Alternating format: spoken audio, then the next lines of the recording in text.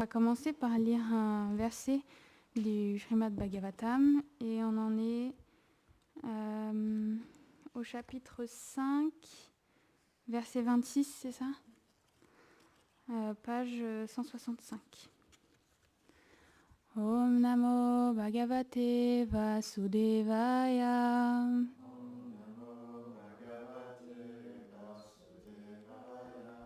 Om Namo Bhagavate Vasudevaya.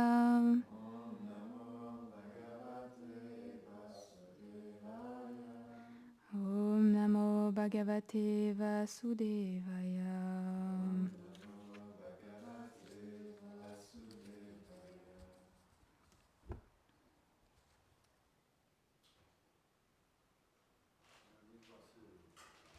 Comment? Pour l'air, je cherche si je le sais ou pas. Tatranvaham Krishna Kata Pragayatam Anugrahana Shranavam Manohara Tashradayame Nupadam Shri Nirivata.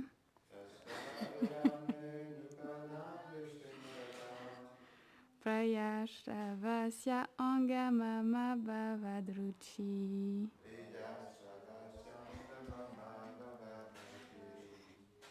Désolée, c'est catastrophique comme je lis, c'est pas facile. Ouais. C'est ça le principe. Si tu lis mal le diacritique, il faut que tu le chantes plus lentement. D'accord. C'est plus simple. D'accord. Parce que tu vas pouvoir aligner les mots ensemble. Plus facilement. D'accord. Plus tu vas faire lentement, plus ça sera simple. D'accord. Okay. C'est comme la musique, on commence lentement et après on accélère graduellement. D'accord, merci. Traduction. Ô sages, dans l'association de ces personnes saintes qui fredonnaient des chants fascinants sur les glorieux divertissements du Seigneur Krishna, j'ai pu, par leur grâce, les écouter avec une intention soutenue chaque jour. En résultat, j'ai graduellement développé une attraction pour le Seigneur dont les gloires sont exquises et captivantes pour l'âme. Commentaire. Srila Vishwanath Chakravarti Thakur explique que le mot Shraddha, la foi, indique dans ce verset le stade d'Ashakti, l'attachement, et que le mot Ruchi, le goût, signifie Rati ou Bhav, les prémices de l'amour de Dieu. Puisque Ruchi a déjà été mentionné dans le verset précédent, le Bhakti Rasamrita Sindhu, Srila Rupa Goswami établit le développement de l'amour de Dieu en différentes étapes. Vous pouvez également voir le commentaire de la Bhagavad Gita pour plus d'explications. Au début, il y a la foi, Shraddha, puis l'association avec de purs dévots, Sadhu Sangha. Après, on devient initié par un maître spirituel, Bhajana Kriya, et sous sa guidance, on exécute le service de dévotion sous l'égide des règles. Ceci nous libère graduellement de toutes les choses indésirables, Anartha Nivritti. Ensuite, on devient fixé dans le service de dévotion, Nishta, qui donne de développer le goût, Ruchi, puis on développe l'attachement à Shakti. Graduellement, les émotions s'intensifient, Bhav, et enfin vient l'amour de Dieu, Prema. Ceci est le développement progressif de l'amour de Dieu.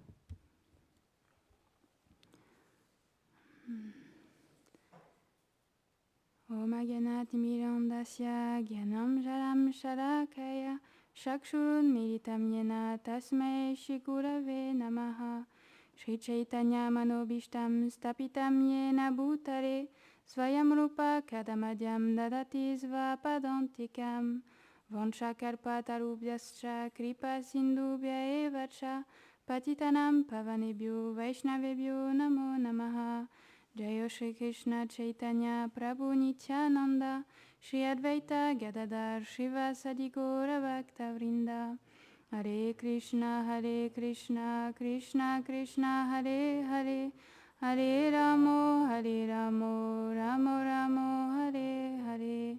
Namam Vishnu Padaya, Krishna Prestaya Bhutare, Srimate Bhaktivedanta Swami Niti Namine. Namaste Sarasvate Deve, Gauravani Pracharine, Nirvishesha Shunyavadi Prasachare Shatarine.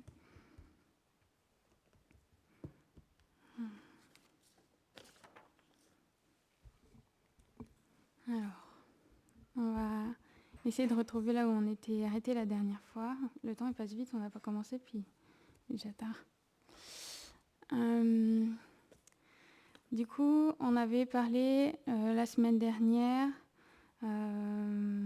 comment Arjuna il avait atteint la demeure de son père céleste Indra et comment, grâce à lui, il avait même pu obtenir toutes les différentes armes des Devas et aussi la connaissance de la danse et de la musique, du chant auprès des Gandharvas.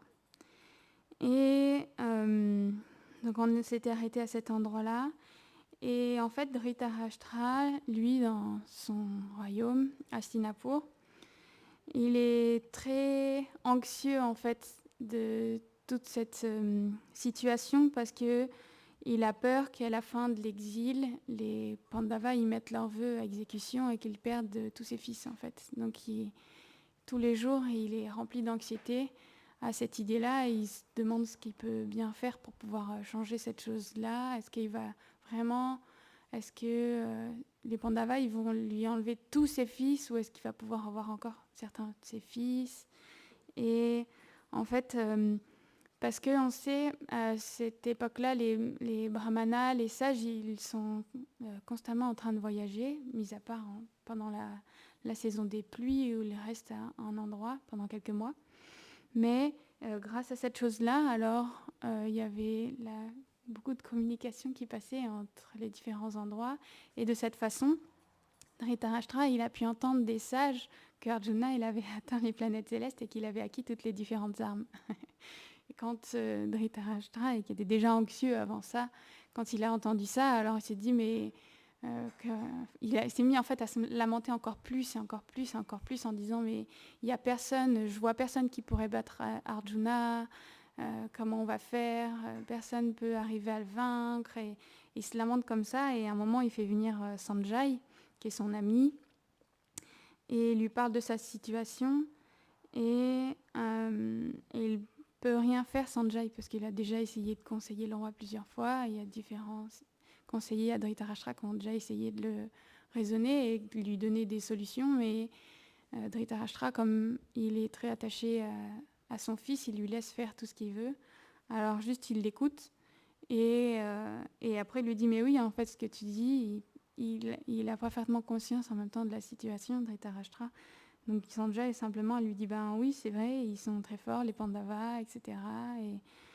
Et en fait il lui dit effectivement que toute cette situation en fait c'est ta faute parce que comme tu veux pas mettre en application les conseils qui te sont donnés, alors toutes ces calamités elles vont vraiment arriver parce en fait Dhritarashtra lui-même il a dit le jour où Bhima et Arjuna, ils tueront tous mes amis et tous mes conseillers et tous mes fils. Alors ce jour-là, je repenserai à tous les conseils que mes conseillers m'ont donnés et en quelque part, je regretterai en fait.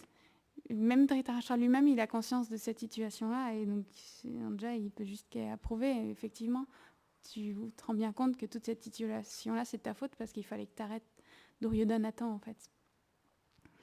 Et donc là, et ça l'empêche de dormir en fait. Il a passé de très nombreuses nuits comme ça, Dhritarashtra, pendant cette période où ils avaient tous les royaumes, toutes les richesses, toute l'opulence pour vivre bien. Mais en fait, simplement, il ne pouvait que se lamenter de ce qui allait arriver après ces 13 années d'exil en fait. Et pendant ce temps-là, les Pandavas, le reste des Pandavas, parce qu'Arjuna, il est toujours aux planètes célestes, les autres Pandavas qui restent avec leur épouse, ils vivent toujours dans la forêt de Kamyaka.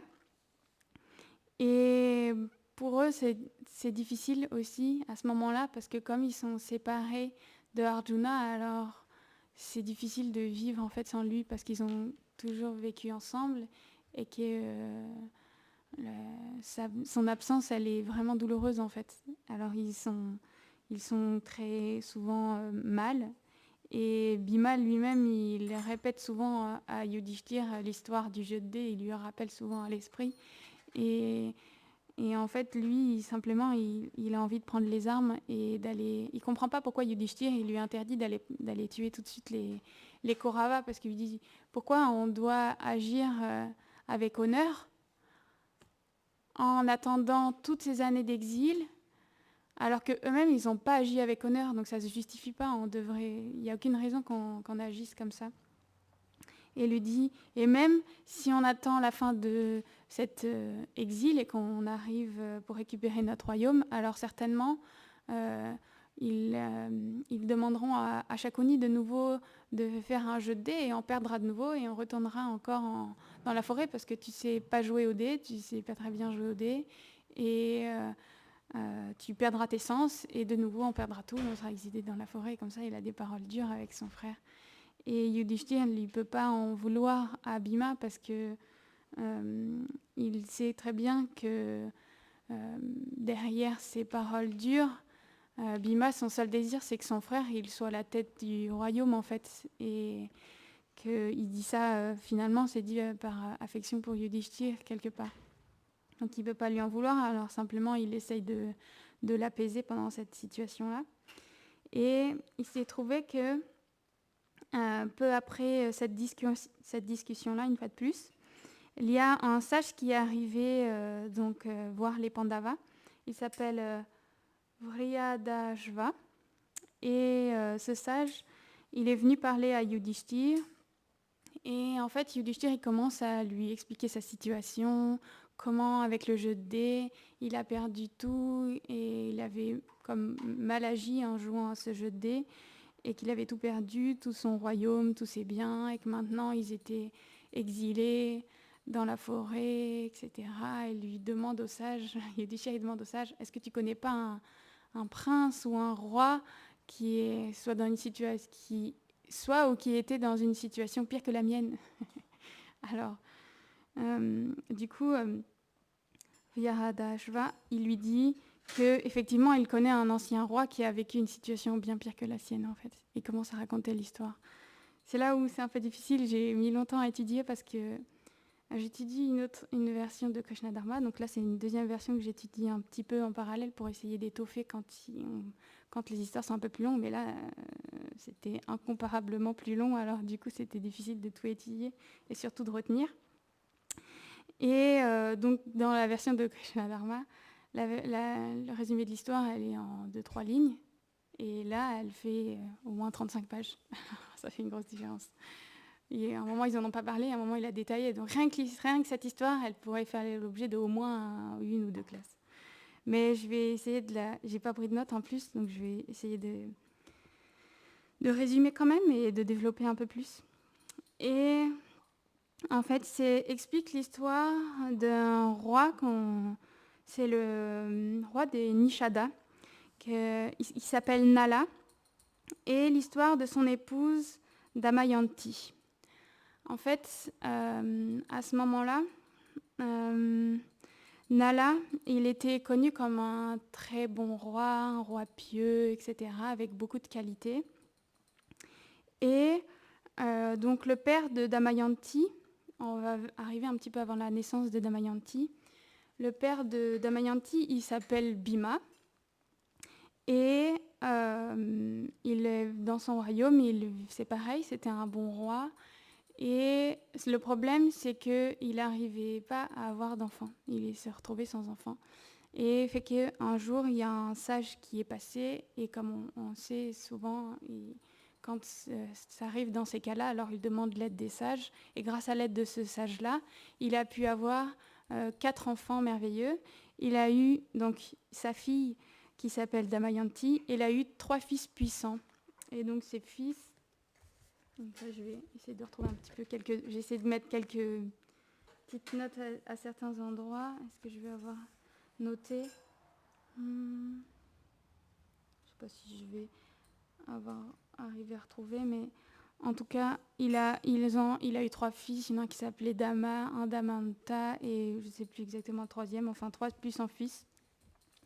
Et en fait, elle était, en grandissant, elle est devenue une très très belle princesse, vraiment avec des grandes qualités de beauté et de caractère aussi. Et il s'est trouvé que, comme on l'a entendu, comme ça s'est passé pour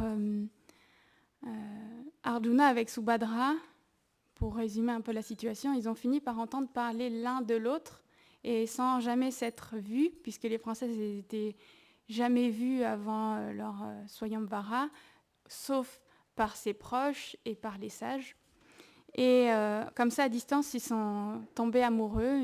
Par l'intermédiaire, donc, il y a des histoires avec des oiseaux, avec des ailes d'or, qui leur ont fait comme ça passer des messages de l'un et de l'autre. Et de cette manière-là, ils se sont courtisés quelque part. Et le roi Bhima, il n'a pas entendu parler de ça, mais il a une servante qui est venue partager que en gros, sa puberté était arrivée et qu'il était temps pour elle qu'elle soit mariée. Et donc, du coup, le roi, il a dit « Ok, alors je vais organiser un grand Swayamvara pour ma fille. » Alors, il a envoyé des messages partout, et parce qu'elle était connue comme étant vraiment très belle, alors il y a beaucoup, beaucoup de monde qui voulait venir à ce Swayamvara. Nila lui-même, du coup, quand il a entendu ça, il était très heureux de pouvoir avoir la possibilité de pouvoir se marier avec elle. Et malheureusement, les Devas eux-mêmes, ils avaient entendu aussi parler de la beauté de Damayanti, et 4 Devas sont venus pour aussi pouvoir la gagner. Il y avait Indra, Yamaraj,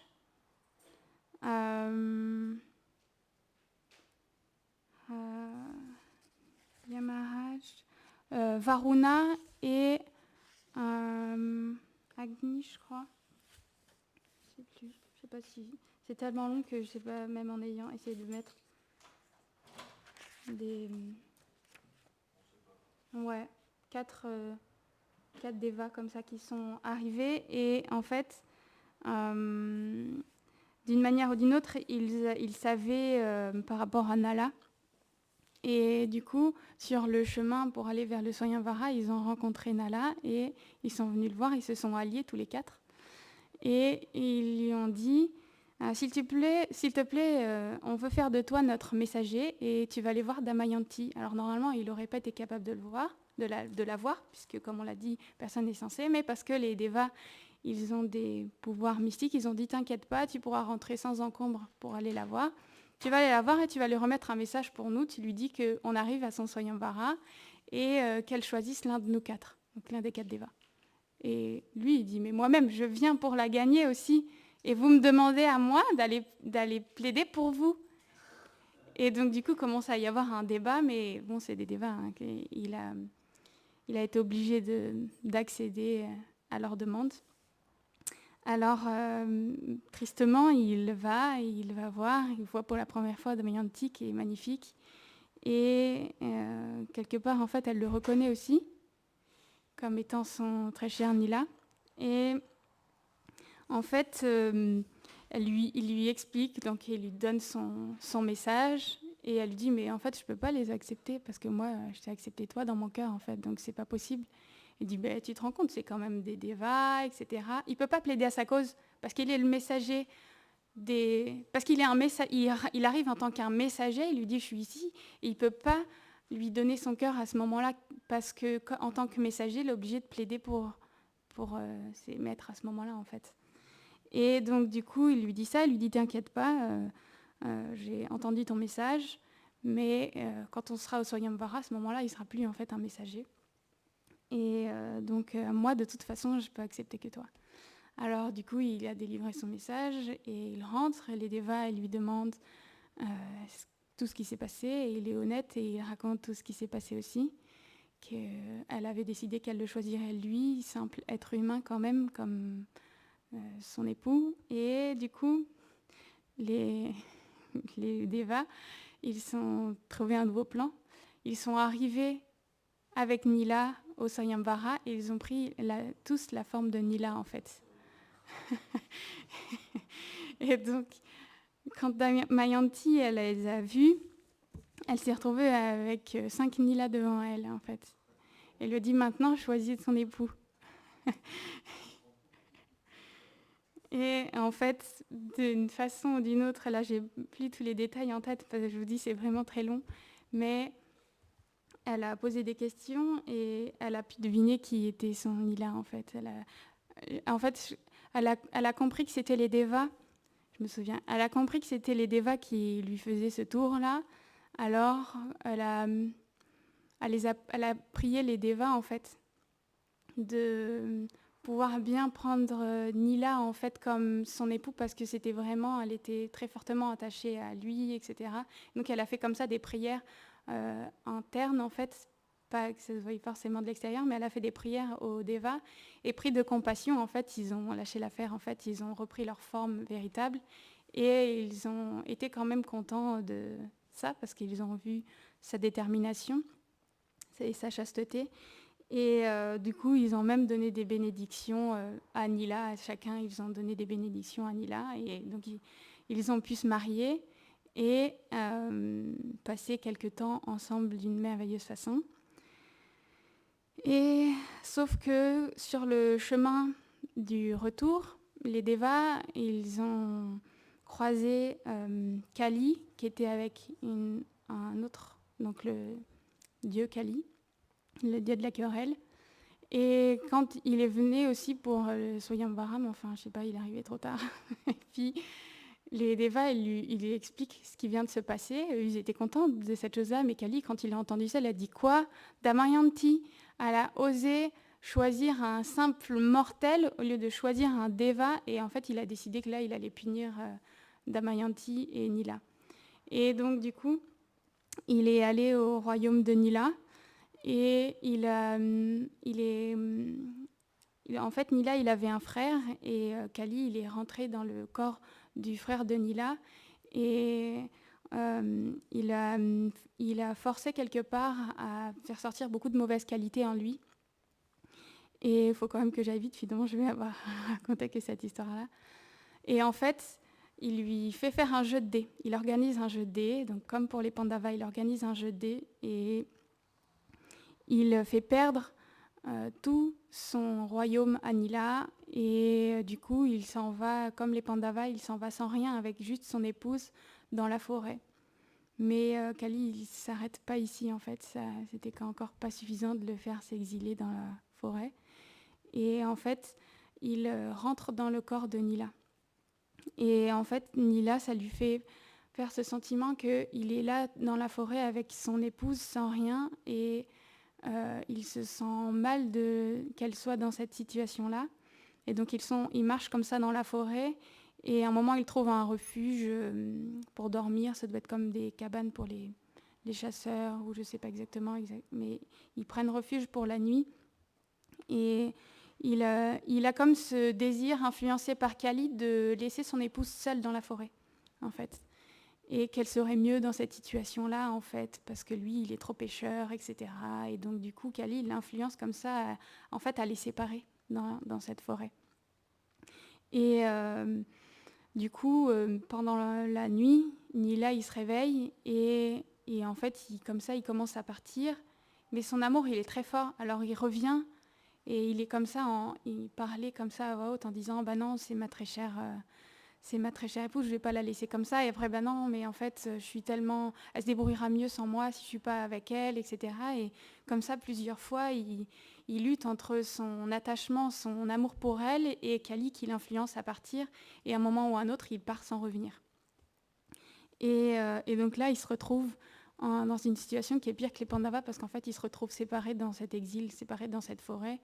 Et du coup, lui commence à partir dans différentes aventures et elle se réveille et elle se retrouve toute seule dans cette cabane et elle ne comprend pas pourquoi son époux il l'a laissée comme ça. Et elle commence à rentrer en lamentation et à dire « mais où es-tu » Et en fait, elle le cherche partout, elle parle aux arbres, elle parle aux animaux, elle parle aux montagnes et elle commence à déambuler comme ça un peu partout. Et d'une façon ou d'une autre, dans ses prières, elle sait très bien que son époux, qui est parfaitement pieux, il aurait été incapable d'agir comme ça et de laisser son épouse. Et d'une manière indirecte comme ça, elle maudit Kali. En fait, elle maudit cette personne qui l'a influencée. Et elle ne le sait pas, mais en fait, ça va quand même avoir une influence. Ça veut dire qu'à ce moment-là, Kali, il va rester dans le corps de Nila, mais il va ressentir de la souffrance, en fait. Mais il reste quand même dans le corps de Nila. Et elle, il va lui arriver qu'elle est en train, comme ça, de se lamenter, qu'elle est sans défense. Et à un moment, il y a un grand serpent qui l'attrape dans ses anneaux, et elle est en lamentation toujours sur son époux, et donc sans défense de toute façon, elle sait pas, c'est une femme, elle sait pas se défendre, et juste elle est en lamentation comme ça, et de loin il y a un chasseur qui entend ces lamentations, et il vient, et quand il voit cette femme aux prises avec un serpent, en fait il tue le serpent, et il vient pour la chercher. Et en plus, Damayanti, il faut savoir, ils étaient partis avec presque rien. Et en plus de ça, sur la route, quand elle était encore avec son époux, comme ils n'avaient rien à manger, il avait enlevé son seul vêtement qu'il avait sur lui. Il avait essayé d'attraper un oiseau. Encore une fois, c'était un coup de Kali. Et l'oiseau, il était parti avec son seul vêtement. Donc en fait, Nila, une honte supplémentaire de rester avec son épouse, c'est que lui, en plus, il se retrouvait complètement nu. Et avant de partir, de se séparer de son épouse, il lui avait pris la moitié de son vêtement. Donc en fait, ils sont chacun avec une moitié de vêtements. Et elle se retrouve à moitié dévêtue, et lui aussi. Et quand le chasseur, il la trouve là, il lui demande ce qui se passe, elle lui raconte toute son histoire. Et en fait, il finit par voir cette femme juste qui est à moitié dévêtue et d'être pris de désir pour elle. Et donc à un moment, il veut l'attraper pour la violer, en fait. Et à ce moment-là, parce qu'elle est une épouse chaste et qu'elle a beaucoup de piété, en fait, elle maudit le chasseur de perdre la vie. Et à ce moment-là, sa tête qui se tranche toute seule, comme ça. Grâce à la piété d'Amayanti, sa tête se retrouve tranchée. Elle se retrouve sauvée de cette façon. Et en fait, c'est ce que disait justement Nila, c'est que en fait, tu n'auras pas de problème quand tu seras dans la forêt, parce que ta piété, elle est très grande, et ta chasteté, elle est très grande, alors rien pourra t'arriver, en fait. Et c'est pour ça qu'il savait, quelque part, que rien ne lui arriverait, mais elle n'avait pas envie d'être séparée de Nila, de son époux, parce qu'il est sa moitié, et qu'elle ne voulait pas se retrouver séparée de lui. Et il lui arrive comme ça différentes mésaventures. À un moment, elle cherche, en fait, elle le cherche partout, elle demande si personne ne l'a vu, et personne ne le voit.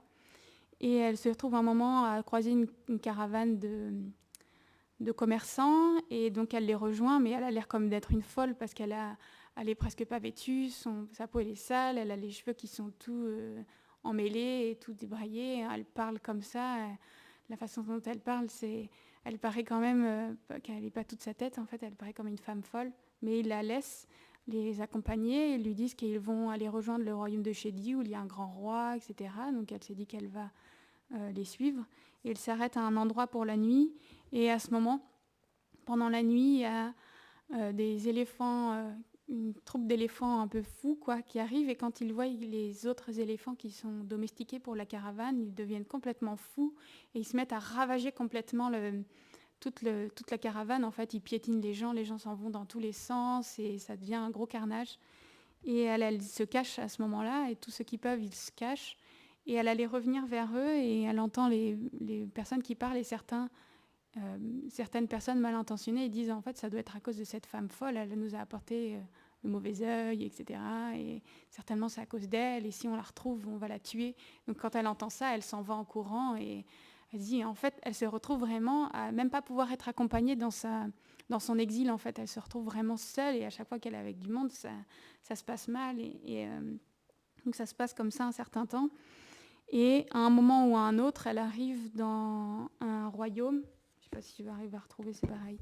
J'avais mis des post-it, mais c'est vrai que ça fait tellement d'informations que c'est difficile. Mais elle arrive dans un royaume, et elle est vue par la reine-mère de ce royaume. Et bien qu'elle a une apparence un peu folle, que son corps il est sali, et elle voit qu'elle a beaucoup de qualités de beauté quand même qui sont cachées, et parce qu'elle a toutes ces qualités, elle se dit que ça doit quand même être une personne spéciale. Et elle fait inviter Damayanti auprès d'elle. Et Damayanti, elle se retrouve comme ça au service de la fille de la reine-mère, qui a à peu près le même âge qu'elle, et à être la personne qui la coiffe. Et donc elle passe un moment là, elle lui dit ok, je vais rester, je vais faire ce service-là à quelques conditions, donc elle parle pas aux hommes, etc. Donc elle met quelques conditions et la reine-mère, elle y voit pas d'inconvénient, donc elle se retrouve au service de Sunanda, la fille de la reine-mère.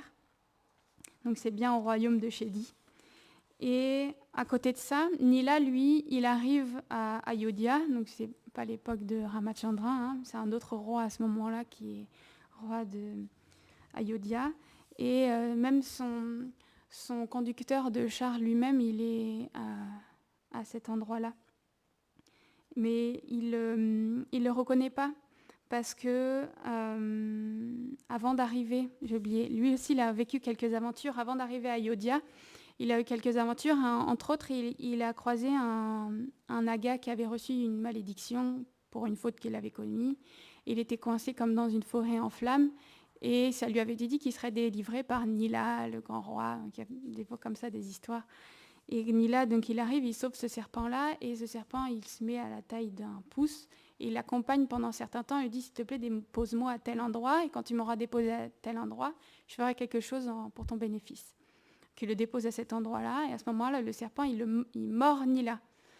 Et quand il l'a mordu, alors Nila, il prend une apparence moche, enfin une apparence différente de la sienne. Mais en même temps, en fait, parce que il avait conscience qu'il y avait Kali à l'intérieur de lui, alors il a encore une fois quelque part maudit Kali. Lui-même, il n'est pas au courant Nila qu'il a Kali à l'intérieur de lui, mais que Kali, il ait ces souffrances-là, en fait, encore plus à rester dans ce corps-là. Tant qu'il restera, il aura encore ces souffrances-là. Et il lui dit maintenant d'aller dans le royaume du coup à Ayodhya, et il vient et il se fait accepter à la cour par le roi en lui disant qu'il a des très grandes compétences au niveau des chevaux en tant que conducteur de char, et du coup il se fait accepter qu'il est aussi un grand cuisinier, etc. Et donc il y a plein de... Il vit quand même un moment là, en même temps il y a son conducteur de char qui ne peut pas le reconnaître, donc il travaille plus ou moins avec lui. Et pour accélérer un petit peu l'histoire, Damayanti, elle essaye toujours de faire retrouver son époux, et à un moment ou à un autre, sa famille à elle, en tant que fille du roi Bhima, elle se fait arriver à se retrouver au royaume de Chedi. Il y a quelqu'un qui la reconnaît, donc elle se fait ramener dans son royaume à elle. Et en secret de son père, elle fait envoyer des messagers brahmanas dans tous les royaumes en disant qu'il va y avoir en faisant passer des messages comme s'ils récitaient des prières. En fait, c'est fait pour dire si jamais il y a une personne qui vous répond, eh ben, vous me le rapportez et vous me dites. Et en fait, c'est comme des prières de lamentation. C'est les prières de lamentation. J'ai été abandonnée, nanana, nanana. Et donc, il n'y a que Nila qui pourra comprendre ces paroles. Et donc, elle arrive à savoir qu'il est au royaume d'Ayodhya, et elle fait organiser en secret. Elle dit, tu vas aller au royaume d'Ayodhya seulement. Elle dit ça au brahmana, et tu vas dire qu'il y a un deuxième Swayamvara pour Damayanti qui va être organisé parce qu'on ne sait pas où est son mari. Et du coup, il faut la remarier. Il est sûrement mort, il a disparu, et donc pour pas qu'elle reste seule. Et donc du coup, quand le roi d'Ayodhya il entend ça, qui était aussi un bon roi, il a entendu ça et il dit ok, je vais aller, mais la condition c'était qu'il puisse y aller en une seule journée. Mais c'était tellement loin que c'était impossible d'y aller en une seule journée. Alors à ce moment-là, Nila, il a entendu parler de ça aussi, elle a le cœur brisé parce qu'il ne comprend pas pourquoi elle veut se remarier en fait. Et c'est difficile pour lui d'entendre ça, mais à ce moment-là, s'il faut aller là-bas, lui il veut être aussi de la partie et aller là-bas et voir ce qui se passe. Alors il va voir le roi et lui dit, moi j'ai les compétences pour t'emmener là-bas en une seule journée. Et donc du coup, le roi il lui fait confiance, de toute façon il n'a pas le choix, il faut qu'il y aille en une seule journée pour pouvoir participer au Swayambara. Alors il choisit des chevaux, et le roi il ne comprend pas du tout pourquoi il choisit ces chevaux-là, parce qu'ils sont tout maigres et tout, enfin, c'est vraiment bizarre, mais lui il a vraiment une science spéciale au niveau des chevaux. Et en fait, il fait quand même apprêter, le roi il le laisse faire un petit peu à contre-cœur, il le laisse faire, il monte dans le char, et à ce moment-là, les chevaux en fait se mettent à voler. Et en fait, il se met à voler à une vitesse vraiment ultra, ultra rapide, en direction du royaume du roi Bhima. Et sur la route, il y a comme une aventure où le roi dit, tu vois cet arbre-là, et ben moi je sais qu'il y a tant de fruits et tant de feuilles dessus, juste avec un simple regard, je sais comment calculer ça. Et à ce moment-là, Nila, il dit, attends, je vais vérifier, mais pour vérifier, moi, il faut que je puisse descendre, je m'arrête, que je coupe l'arbre et que je compte toutes les feuilles et tous les fruits et tout. Il dit, non, mais il faut qu'on arrive au Swayambara. Mais il dit, non, t'inquiète pas, je veux pouvoir savoir. Donc, il y a un certain débat. Et donc, il arrive, il compte. Effectivement, il voit que le roi d'Ayodhya, il avait raison. Et il arrive à comprendre d'une certaine façon qu'il lui donnerait. Ils veulent s'échanger leurs compétences. Donc lui, ses compétences, donc juste compter, c'est une chose, mais en fait, il lui dit quelque part, toutes ces compétences, c'est aussi de savoir jouer au dé et de savoir jamais perdre au dé. Donc il lui dit, ok, alors à ce moment-là, moi, je te donne ma compétence pour les chevaux, et toi, tu me donnes ta compétence pour les jeux. Et il a l'idée derrière la tête de pouvoir regagner son royaume comme ça, en fait. Et donc, il lui donne la compétence au jeu, mais il ne peut pas lui donner la compétence tout de suite pour les chevaux parce qu'ils n'ont pas le temps. Donc il retourne comme pour le Swayambara. À ce moment-là, le roi d'Ayodhya, il arrive au royaume et il y a Bhima qui l'accueille au courant de rien pour le Swayambara. Et le roi d'Ayodhya, il regarde autour, puis il n'y a pas de préparatifs, il n'y a pas d'autres princes, pas d'autres rois. Il dit, ouais, qu'est-ce qui se passe? Alors du coup, même Bhima, il voit et puis il lui dit, ah, mais comment ça va? Mais pourquoi t'es venu et tout? Alors, si je lui dis que je suis venue pour Swayambara, là, je vois rien de préparé, ça va faire vraiment bizarre. Donc il lui dit, ah, mais je suis venue, juste j'avais envie de te voir. Et donc il passe juste comme ça. Et donc donc ça se passe comme ça. Et ensuite, Damayanti, elle se doute que le cocher qui était arrivé, c'était forcément Nila, même s'il n'avait pas forcément l'apparence de Nila, parce qu'en fait, rien qu'au son du char qui arrivait, même il n'y a pas que elle, mais d'autres aussi, même le conducteur de char, du coup, il y en a plusieurs, même les différentes personnes du royaume de Bhima qui connaissaient Nila, ils ont vraiment eu l'impression que forcément que c'était Nila qui arrivait au son du char, parce qu'il n'y a que lui qui savait conduire les chars en faisant un bruit comme celui-là, en fait. Alors elle a des doutes et en fait elle fait comme ça, envoyer sa servante plusieurs fois pour le tester à propos de sa cuisine, parce que quand on a dit qu'il cuisinait bien aussi, donc elle fait espionner et puis il fait poser plein de questions.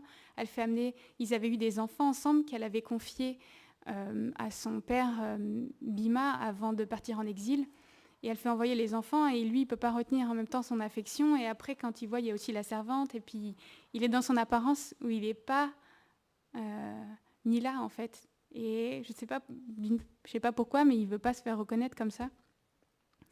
Mais elle est déterminée à savoir si c'est bien son Nila. Et donc, à un moment ou à un autre, ça arrive à se faire découvrir. Et quand elle le rencontre, il y a cette sorte de malédiction qui était là, elle se rompt. Au moment où elle le reconnaît, elle le voit en face et il reprend sa belle forme de Nila. Et donc, du coup, il y a toutes les festivités. Il rentre à son royaume avec Damayanti et provoque au jeu son frère. Et il gagne de nouveau tout son royaume. Et à ce moment-là, il aurait pu tuer son frère parce qu'il avait agi d'une façon mauvaise. Et entre deux, quand la malédiction elle s'était cassée, en fait, Kali, il était sorti, en fait. C'est pour ça qu'il avait pu résoudre tous les autres de ses problèmes, en fait. Et du coup, il peut tout résoudre et en fait, il décide de pardonner à son frère qui avait voulu lui reprendre comme ça tout son royaume parce qu'il lui dit qu'il avait conscience à ce moment-là qu'il avait été influencé par Kali et à ce moment-là, il lui redonne un petit territoire où régner, mais il le fait quand même sortir du palais. Et donc, voilà, l'histoire, elle se finit comme ça. Et donc, il lui dit, tu vois, donc le sage qui était avec les Pandavas, il dit, tu vois, cette histoire-là, elle est pire parce que toi, tu te lamentes dans cette forêt, mais t'es pas tout seul. Eux, ils se sont retrouvés tout seuls à vivre tellement de calamités, alors que toi, tu es avec tes frères, tu es avec ton épouse, vous êtes entouré avec des brahmanas qui vous racontent tellement de merveilleuse sagesse, etc. Donc, il n'y a pas... t'as pas à te lamenter en fait comme ça, et tu devrais savoir que le bonheur matériel et la détresse, elles vont et elles viennent en fait au cours de notre vie, et donc que cette histoire-là, elle explique ces choses-là, quoi, qu'il y a eu des malheurs dans leur vie, mais que après ça s'était résolu et donc on doit accepter que dans ce monde ça se passe comme ça. Et donc après avoir raconté cette histoire-là, le sage qui était avec les Pandavas, il est parti. Et donc on sait à ce moment-là que j'ai oublié de dire, avant de partir, le sage, il avait aussi lui-même la compétence pour l'aider. Et avant de partir, il a aussi donné la compétence à Yudhishthir pour l'aider, parce qu'on sait que, comme on avait dit, Bhima, lui, il avait peur que si jamais même il revenait d'exil, il se ferait sûrement gagner au dé. Et ce sage-là, il avait lui-même la connaissance du jeu, alors il a appris à Yudhishthir en disant comme ça, si jamais même Shakuni, il voulait rejouer contre toi, jamais tu pourrais perdre de nouveau. Donc il donne comme ça cette science à Yudhishthir. Et oui, et quelque part, en fait, ça a été sa couverture pendant la 13e année d'exil, parce que jamais personne n'aurait pu reconnaître que c'était Yudhishthir, puisque à ce moment-là, il était proche du roi et il jouait au dé avec le roi, il était bon au dé. Donc du coup, il n'aurait pas pu se faire reconnaître, en fait. Et donc là, il s'en va, et on sait que les Pandavas, pendant cette période, ils écoutent beaucoup, ils parlent de sujets spirituels entre eux, ils parlent aussi d'art martial, et ils continuent aussi un entraînement intensif pour garder leur corps de guerrier en bonne santé, et prêt pour n'importe quel combat. On sait en plus que la vie dans la forêt, ça a quelques dangers. Et ils entendent également parler d'Arjuna eux-mêmes dans la forêt, et de savoir qu'il est en train de faire des ascèses et ça les peine un petit peu. Je ne vais pas arriver, je crois, à tout dire, mais en fait. Et ensuite, il y a Narada qui vient les visiter.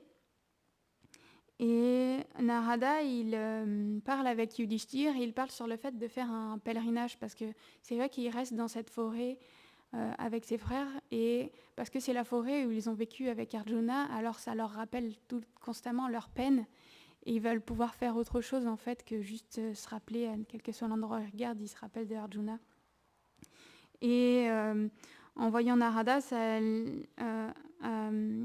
Yudhishthir, il demande s'il n'y a pas des endroits où il pourrait faire un pèlerinage, etc. Et à ce moment-là, Narada lui explique tous les différents lieux où ils pourraient aller et que ce serait vraiment de bon augure pour eux, que ça leur fait gagner beaucoup de mérites et que ça pourrait les aider, parce qu'on sait que les mérites pieux, ça aussi renforce pour voir, ça aurait ses conséquences en fait sur la guerre finale.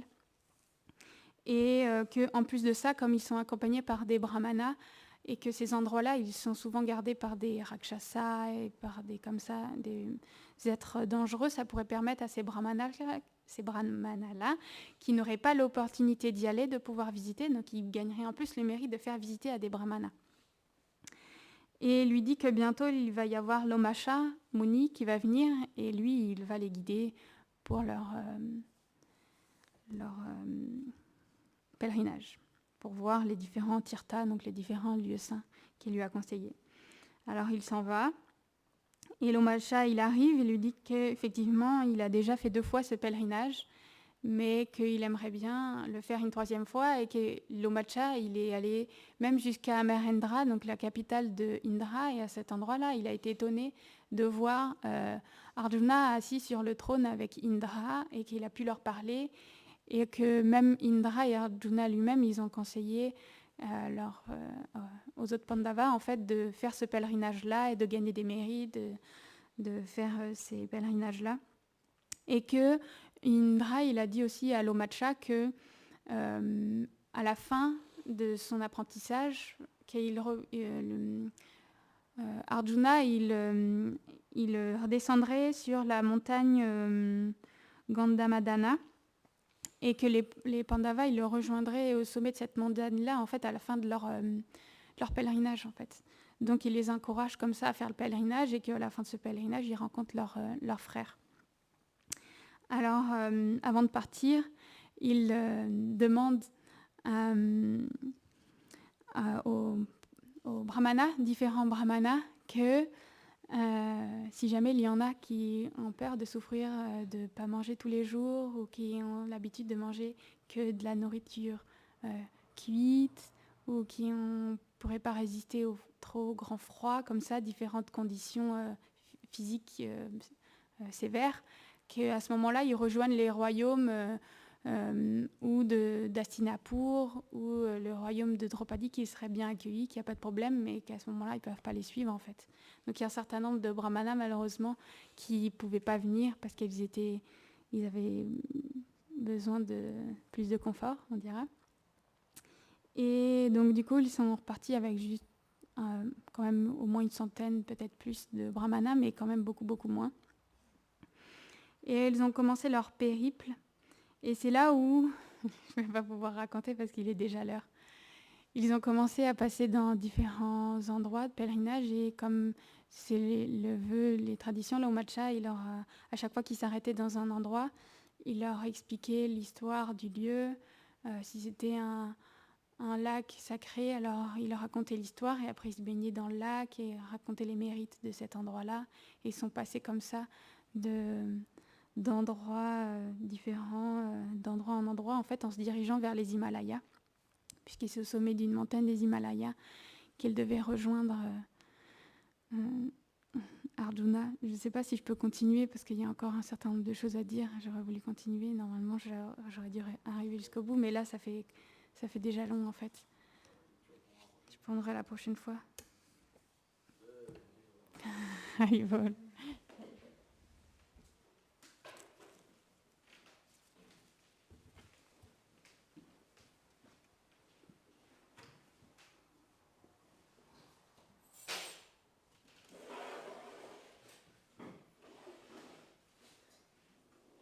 Pas une heure de plus.